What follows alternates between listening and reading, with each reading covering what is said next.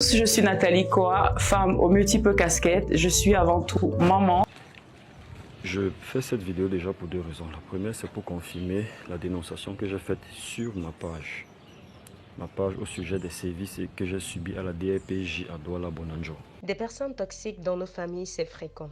L'on se rappelle, il y a quelques jours, le petit frère de Nathalie Koa mettait la toile en ébullition sur une histoire concernant sa grande sœur qui aurait frappé leur maman. Je vous propose l'incroyable récit après une enquête approfondie par l'un des lanceurs d'alerte les plus en vue et dont la crédibilité est reconnue de tous. Bonjour et bienvenue sur Info du jour. Vous informer et vous divertir est notre plus grand plaisir. Abonnez-vous pour ne rien manquer. Je rappelle que ce récit est selon Zui Monto, le célèbre lanceur d'alerte. Chacun se fera sa propre opinion en commentaire. Samedi le 20 avril 2024 à 11h12, j'ai été contacté par le frère de Nathalie Koa qui, dans un message qu'il m'a fait parvenir, déclarait avoir subi, je cite, des violences physiques à la PJ de Bonanjo. Suite à un différend familial impliquant sa sœur qui aurait brutalisé leur maman, exigeant des excuses de sa sœur à l'endroit de leur mère, elle aurait alors réagi en faisant appel à un commissariat qui l'a battu à coups de marteau et menacé de mort. Fin de citation. À la suite de cette dénonciation, j'ai demandé à mon interlocuteur s'il pouvait mettre à ma disposition les preuves de son récit, photos de ses blessures ou hématomes provoqués par les coups de marteau, preuve que la maman a été brutalisée, demande qui n'ont pas abouti.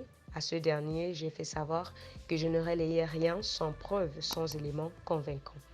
Nous le savons tous, c'est la marque de fabrique du lanceur d'alerte, il poursuit. Je me suis néanmoins renseigné sur sa situation et j'ai découvert que Fabrice, puisqu'il s'agit de lui, est connu de toutes les brigades et commissariats des villes de Yaoundé et Douala pour des cas d'escroquerie. À chaque fois, sa sœur est interpellée lors des plaintes par les créanciers de son frère, a dû payer certaines de ses dettes pour lui éviter la prison. Fabrice a une dette de près de 11 millions de francs CFA auprès d'un bailleur de Yaoundé et compte sur sa sœur pour régler ce montant. Suite à la fermeture de ses boutiques à Yaoundé, sa sœur lui a offert des meubles d'une valeur de près de 50 millions de francs CFA. Il était question qu'il en fasse bon usage afin de se prendre en charge.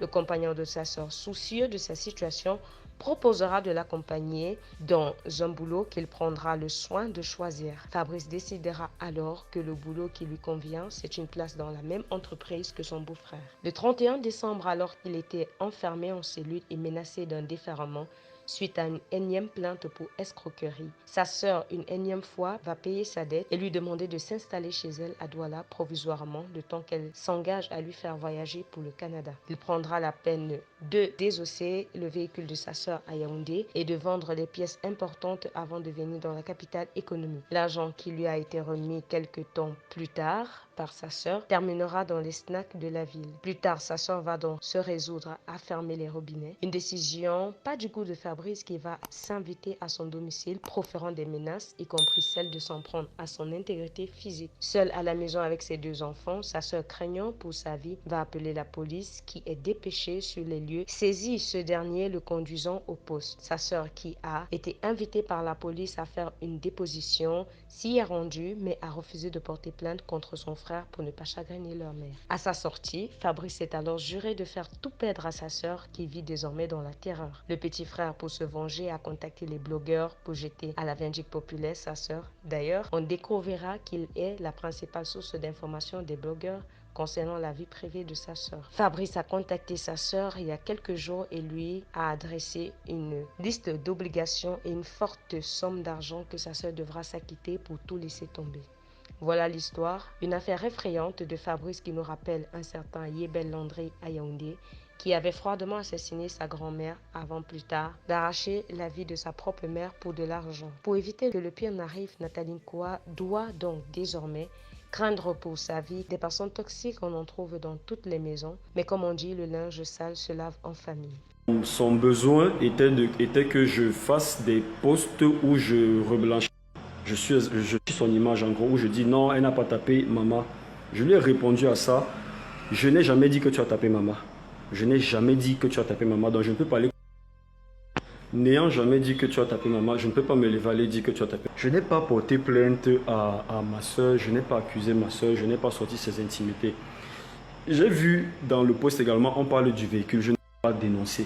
Je suis toujours étonné que mais on a quel Non, si je n'ai aucun problème. Si moi on me demande, je ne sais pas quel problème, je vais vous dire que j'aime ma soeur. Je n'en ai aucun. Aucun. Je n'ai aucun problème pour ton honneur, si je peux dire ça comme ça. Pourquoi donc? Dans ce cas, moi je suis en plainte contre le monsieur. Je n'étais pas porté plainte. Je n'ai pas dit que j'ai vu que tu as écrit un mot qu'on doit me bastonner ou quoi que ce soit. Pour pense ou bien que c'est quelque chose qui t'a échappé ou bien que c'est quelque chose qui a fait quoi. Alors arrêtons le problème. Mais pour arrêter le problème, il faut que au sous-sol la garantie, moi, de ma sécurité, parce que vous avez ouvert à quelque chose de compliqué pour moi désormais. Je suis obligé de faire face. J'ai été menacé de mort et j'ai la garantie. Encore eu une meute de loups qu'on m'a renvoyé et j'ai donc détaillé. Voilà les points qu'il faut prendre en compte également pour moi. Voilà ce que tu considères. Et toi également, tu me dis ce que je considère pour toi. C'est la base de notre négociation. On est donc aussi. Chacun trouve son compte et moi, ce qui m'intéresse, c'est ce que moi je veux, c'est la garantie de ma sécurité. J'avais déjà, comme on le dit, avec tous les problèmes et tout ce que j'ai eu, j'ai des personnes, peut-être à qui j'ai dit vraiment, j'ai traversé des difficultés, patientez, ça commence à aller, je vais vous donner. Mais quand tu es encore venu mettre d'ailleurs que je suis un escroc et tout, ça m'a encore cassé tout ça. Ça veut dire que si quelqu'un m'accordait même un délai de 1 ou 2 jours pour tenir un engagement que j'avais chez lui, il oublie ça, il vient non. Laissez-nous vos avis en commentaire. Si vous êtes nouveau, abonnez-vous ici pour des infos en temps et en heure. À très bientôt pour un autre numéro. Portez-vous bien.